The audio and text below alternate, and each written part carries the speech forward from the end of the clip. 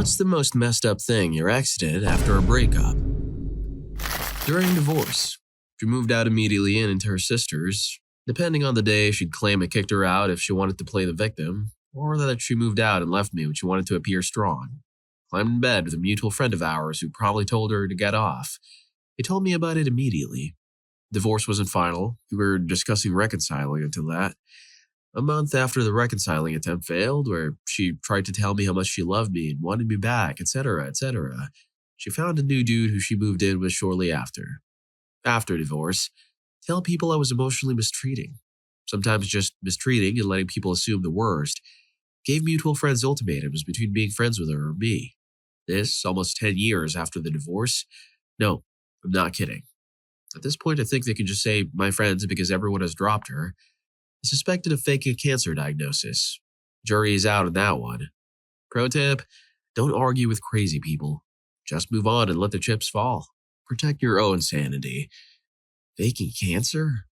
That's a new look in the book of crazy exes. Story 2. He pretended he wanted to reconcile. He never intended to. He just wanted to be intimate with his wife and girlfriend at the same time. Thankfully, I didn't catch anything. He would show up with red dots on his neck and tell me it's a bruise from work. He told me not to give him red dots. Can't have his girlfriend find out about his wife. When I tried to talk about the issues, him cheating and obviously continuing to cheat, he always made it about how I didn't trust him and how that made him feel. As if I was the bad guy. He lost a lot in the divorce. My name was on everything. So he tried to string me along for as long as possible, but when he tried to harm me out, I knew I had to run. Again, trying to make me feel guilty about the consequences of his actions.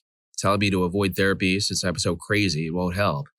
I realized I was just getting taken advantage of and had my whole marriage. I forgave the cheating, but gaslighting me while I already struggle with PTSD is not so easy to forgive. Story 3. I knew a couple who got divorced and they had a small dog. A friend of mine and I went over to their place to check up on them, since the guy has had a bad run-in with a law in the past. I was the only one home when we were there and the place was an absolute mess. They were clearly dividing their items between each other and both in the process of moving out of the house. When we got there, he was packing things up and the washing machine was running. We asked how he was doing and you could tell that he was just mentally not there. He said he's getting through it and is just doing some laundry in the meantime. Their dog usually comes out to see whoever is visiting, but this time he never came out to visit. I asked him where their dog is and he said that he must be in the other room. I thought it was strange, but I didn't want to find ways to anger him off even more. My friend and I stayed for a few more minutes and left. Next thing we find out is that guy is arrested and will be eventually serving 3 years in prison. That happened the same day my friend and I were there when their washing machine was running.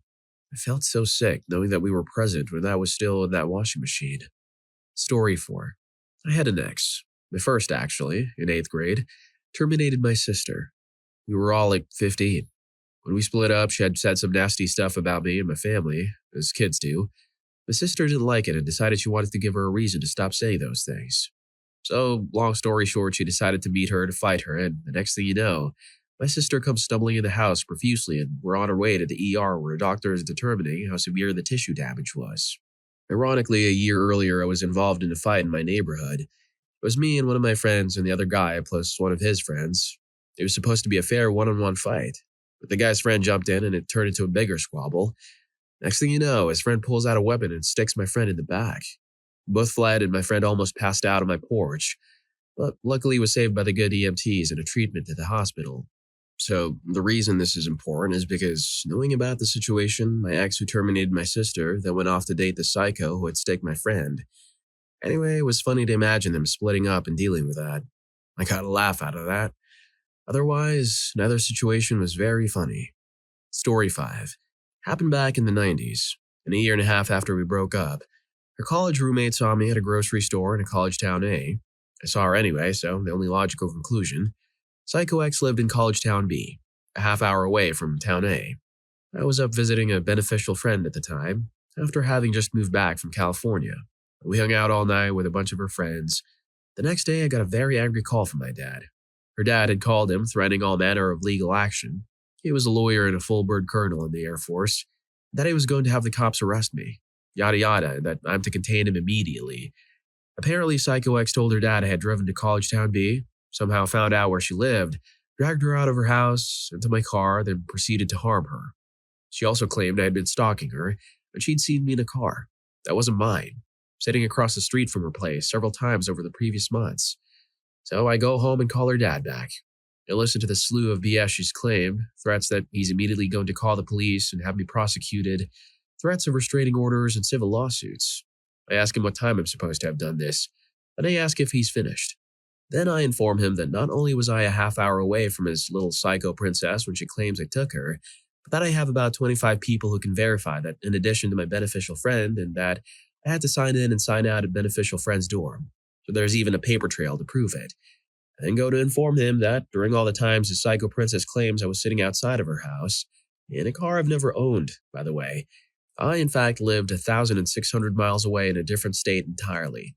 I told him to please call the cops, as I'll have her arrested for filing a false report, that I'd happily countersue her for prosecution, and that if I even saw a picture of her again, I'd give her a restraining order. Her dad tolerated zero BS, so I would have loved to be a fly on the wall when he discussed her potentially life-ruining web of lies after I hung up on him. The whole episode is half the reason I went to law school. It's so easy to make up lies like this. If I hadn't had alibi witnesses and a logbook at a dorm front desk, God only knows what would have happened.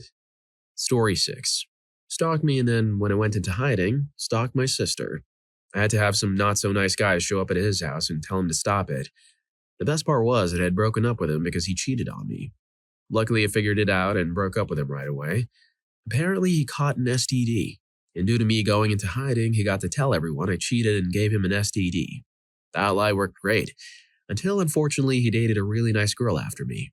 She insisted he come and tell me I had an STD. They show up at my door. It had been long enough that I wasn't hiding anymore. I was with my new boyfriend. Anyways, they show up at the door one day. I told him he had to wait downstairs because he wasn't allowed in my apartment. It was a townhouse that had been converted into 2 apartments, so I left both doors open so he could hear what was going on. Anyways, me and her went upstairs to talk and she explained the issue. As soon as she said I gave him one, my boyfriend came out and said he was there when I was tested and was clean, plus I had the paperwork to prove it. This idiot comes running up the stairs just as I'm showing her out the door.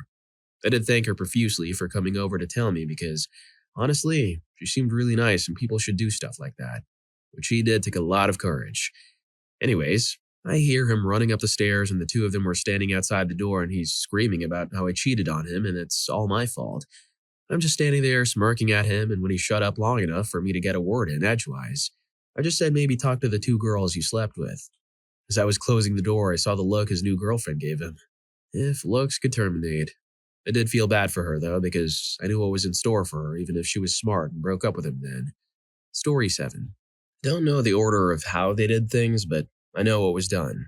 Mustard and mayo packets around my car, Vaseline on the door handles, Vaseline on the steering wheel, removed all spark plug wires and unplugged hoses underneath the hood of my car. I called the cops to report it and said it could have been my ex. The officer called her, she denied it, and the cop said there isn't much to do. Fast forward 5 to 6 years later and she's a police officer in the same state. I found out the details after I'd moved away because one of my ex's accomplices called me on his birthday to tell me what happened months previous. I have never felt such betrayal. 3 of the 4 people that attacked my property that night had been pretty close to me before. I was actually in the hospital with a dude who called me when his father passed away about 6 months previous. I helped him out when his father passed and he goes at me in the back by going in a group with my ex to hurt me. I haven't grown bitter towards the world or people as a whole, but I'll never forget those 4 schmucks and how they angered off a pretty level-headed dude.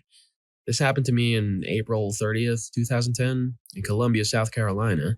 The same night Taylor Swift performed at the whatever center is there.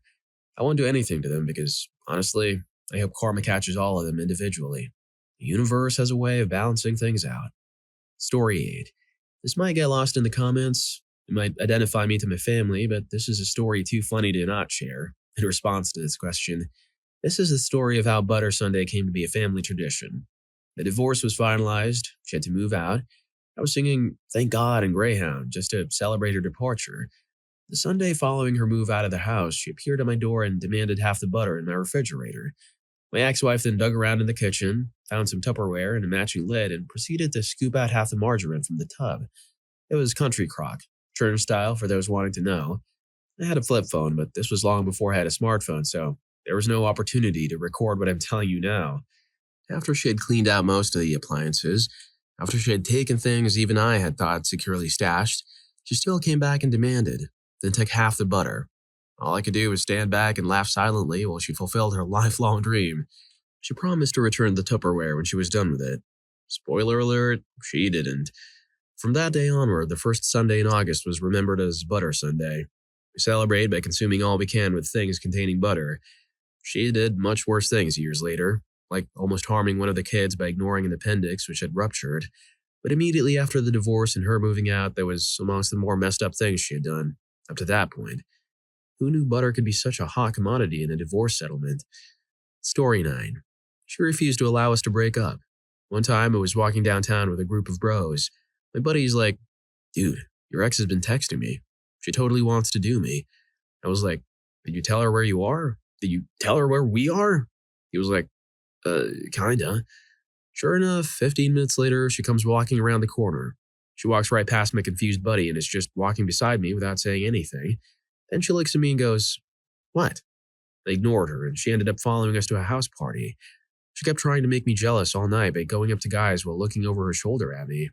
Eventually, she ended up sitting on some guy's lap. As they were headed out to the back room, she did this whole stop the party grand speech thing. She said, "I'm sorry, Darnell. I can't do this with you because of him." Everyone turns around to look at me. She continues, "The way he's intimate with me, it's like nothing I've ever had before in my life. I can't be with anyone else but him." Everyone in the whole party's jaws dropped.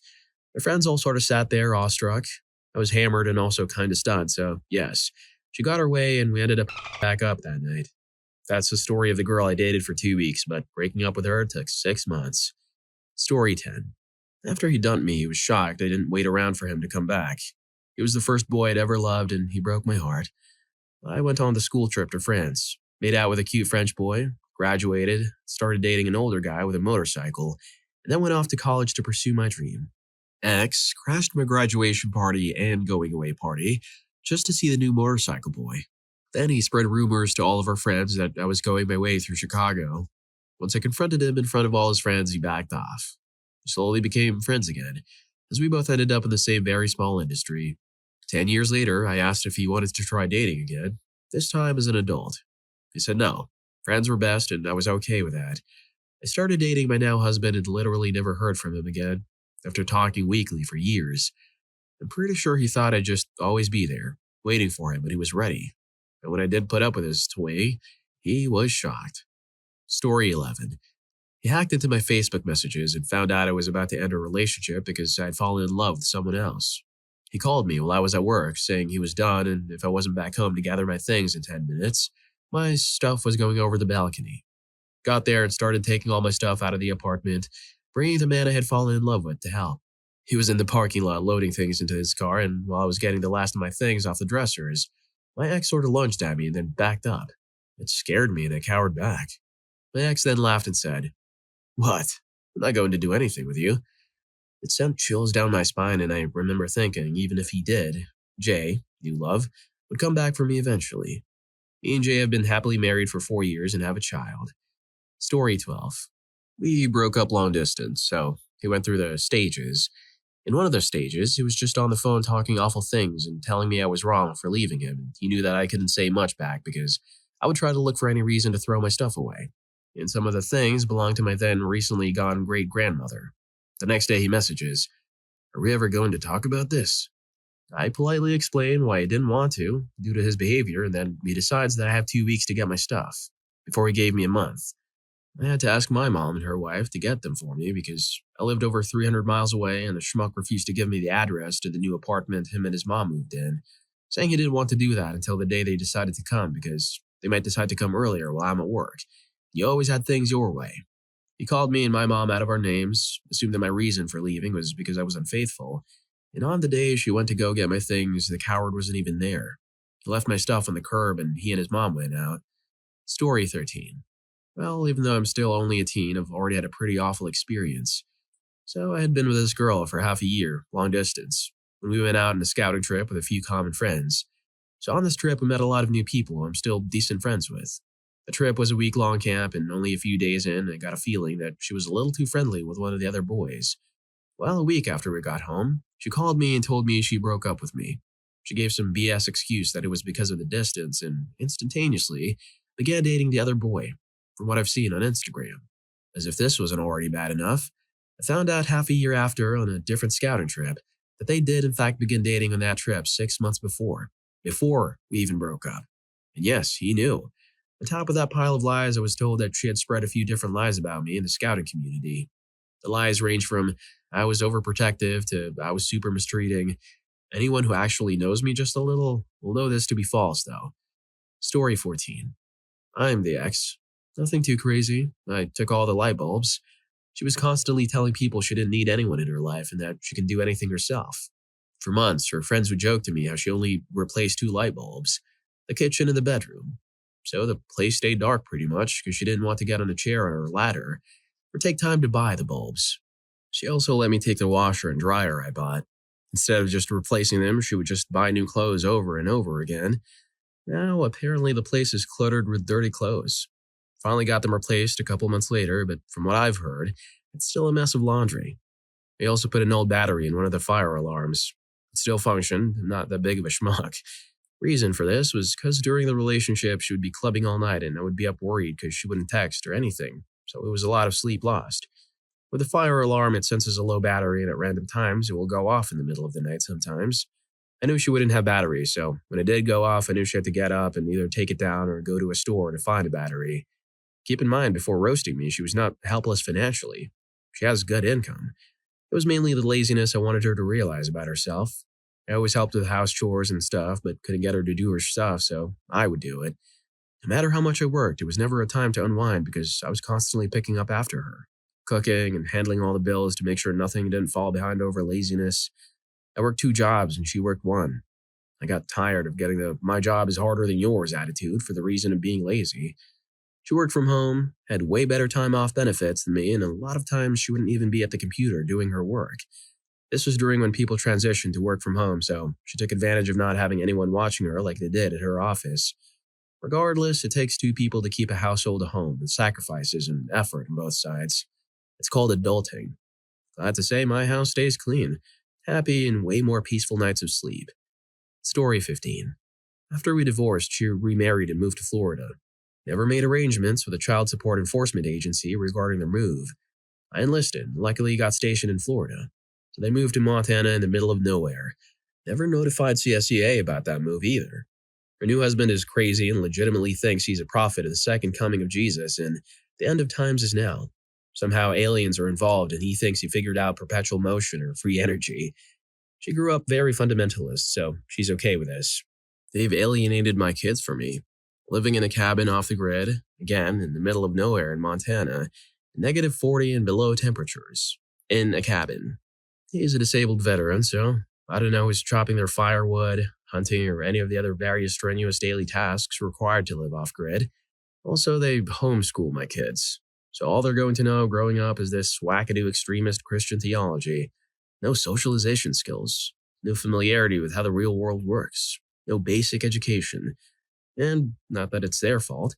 Unfortunately, custody lawyers are so expensive there's nothing I can do about it unless I happen to come down in a massive windfall somehow. I tried getting a pro bono lawyer through the Army, but the whole process is loaded down with so much red tape it's damn near impossible. If you're enjoying the video, don't forget to hit that subscribe and like button for more videos like this. Story 16.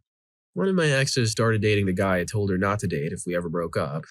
The guy was a piece of trash, and that's why I told her not to do so, but she did, and he made her miserable. Then became best friends with my now ex-best friend. They never liked each other while we were dating. Friended all of my family and friends on Facebook. Tried to make me feel guilty for talking with said best friend about how uncomfortable I felt with her around, and sent me screenshots of a conversation flirting with some guy I went to high school with while I was hospitalized.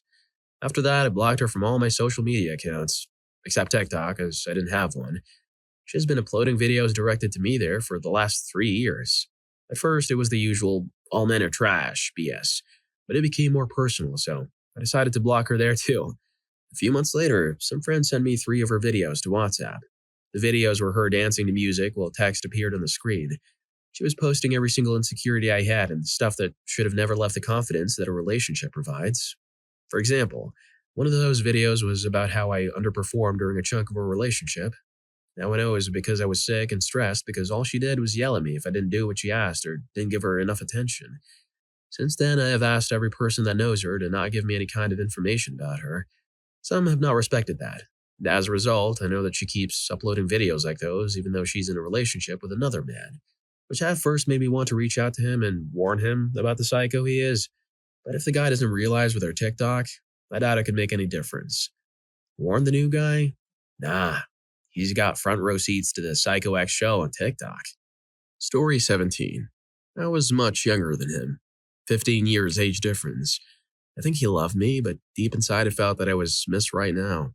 He would talk about marriage and kids and her future. Never brought those things up. Didn't have to, because he did. However, 2 years in the relationship, I was still doing the weekend bag drop at his house. I finally got the nerve to bring up the hard questions. Where's our relationship going? What is our next step? He went full drama on me and how I was pushing for more than he could offer and he was divorced and scared to recommit.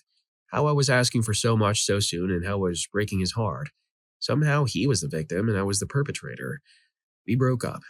A week after we broke up, I found out I was pregnant and I made the decision to keep it.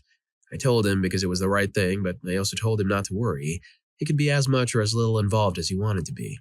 I meant it. I was not going to ask him for anything, ever. Youthful pride on my part.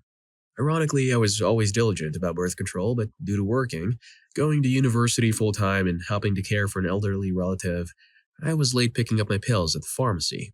He knew about my birth control apps. In fact, he took me to the pharmacy to pick up my pills. That night he initiated, and I asked him to wear protection. Reminded him it was a risk, and he said, "What does it matter? We're forever. If it happens, it happens." I'm an idiot. He said what I wanted to hear, and even though my spidey senses were leading me to the conversation I opened with in this post, anyway, I was pregnant now. We were broken up, and I was freaked out over the entire situation. How was I going to make it as a single mother? I had not even finished my college degree, and I had $7.89 in my checking account until the next pay period. I should mention, this man was a one-digit multimillionaire, so the impact on him was not equal to the welfare life I was about to embark on. I was scared. 2 weeks later, I woke up covered in red liquid. I knew right away. I showered, changed, and took myself straight to the doctor. I texted my ex to let him know. I got to the doctor's office and read his text. It was horrible. Blaming me for getting pregnant on purpose, trying to trap him, saying things that were outright lies like, "You knew I didn't want kids." When in fact, he would always tell me he wanted them with me. Blamed me for lying about birth control, etc., etc. Never showed, never called. Meanwhile, I'm alone, scared, in pain. Doctor confirms that I terminated. I have to deal with the physical or medical aftermath alone. My family was going through so much. I didn't want to lean on them with one more thing. Honestly, I was relieved to have it terminated, but it was still super hard. I still feel like an idiot for overriding my instinct and playing my part in the drama. I share the blame for not insisting on birth control. What a hard lesson to live through. Unless you're 100% ready to make a life-changing decision like having a kid, man or woman, you have control over that destiny. Don't trust anyone else with that. I was a pretty young thing that was exciting for him. He showed me off. I was a trophy. He used me. Story 18. I'm a master in toxic relationships. Just for better understanding, I'm autistic. So sometimes I don't understand someone's intentions. Number 1. I was 18. We were together for 4 months. I was on vacation with my parents. My friend sent me pictures of my girlfriend and some dude. They were hugging and kissing in a coffee shop just now, so I asked her, "How are you doing?" She responded that she's at my friend's house and she sent me a pic with that friend. She sent me the same pic 4 months early. Same clothes, same poses. So I was like, "Okay, can I ring you?" "No, not now." When I came back home, I went to her to end it. She tried to lie and explain what's going on, that he's mistreating her and she's doing it because she's afraid. I said that I didn't believe it and wanted to leave. She knew that I would come. She's diagnosed with borderline, by the way. That guy was waiting for me and tried to roughen me up for hurting his girlfriend. I ran away. She called me a lot of times and tried to apologize to me. Then she told me I was just a toy because she was bored. 2 years later, we met at a birthday party. We were completely hammered. I was in a relationship with another girl. I accidentally touched her hips because I lost my balance and tried not to fall on my face. She started screaming that I'm mistreating her, slapped me, and grabbed into my arm so hard it left me scars for years. Fortunately, our friends saw everything and I was clear in their eyes. Number 2. I met a girl from a city just 20 kilometers away from mine. We had a lot in common. Same interests, same favorite food, and even a color, so it was perfect for half a year. I fell in love and wanted to tell her. I came to her apartment to talk and spend time together. My car was broken, so I came by train. We talked for so long, and I decided to tell her about my feelings. She stopped me. She told me that she met someone completely different and she's no longer interested in me. I had no place to sleep because my train was no longer running. It was the middle of the night, so she proposed to me to stay at her apartment. I had no choice, so I stayed.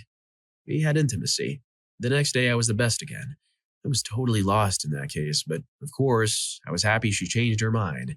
So we went together to an outdoor concert. She was dancing and kissing with me, holding my hand and having fun. We slept in my apartment, then had intimacy again. She was silent for the next few days. She sent me all her photos and ended a relationship. Months later, she needed help and counted on me. But no, we weren't officially a pair, but I was that bad guy who seduced her, hurt, and left. Number 3. That's my last relationship. We were together for almost 6 years. There were a lot of messed up situations.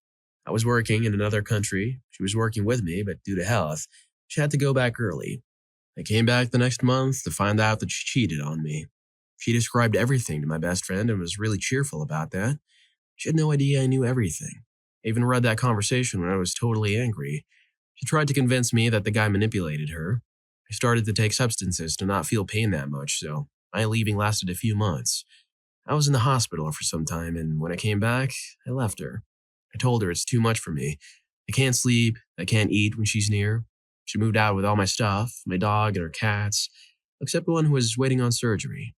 When I left the hospital, I met her, my actual fiancée. Let's call her X in the story. She was an angel. She was my friend at the time. She was always able to talk with me and tried to find a solution to every problem. She's autistic too, so we had perfect communication. She had a life similar to mine and had similar problems. She was into bad habits too, so she knew what I was struggling with. She saw how much I'm touching bottom and how weak I am. I can't count on my parents, so I had no place to stay. I have a doggy, so my best friend can't offer me a place to sleep because of allergies. And then X offered me to move in. The apartment isn't big. She has a cat and I have a dog and she has a son, so I was afraid it's too tight to live together, but I accepted it because of no choice. We knew each other for just 3 months, so it was hard for both of us. I slept on the couch and planned on what to do next and how to take my stuff back. I still had a cat after surgery and she had my dog, so I was sure we would meet. I went to the city the next week. She was okay with my decision to move out with my dog and my stuff. She asked me where I will live. She rented a big house with a yard, and we only had 40 square meters for 3 people and 2 animals. I just said, at my friend's apartment. Then the horror began.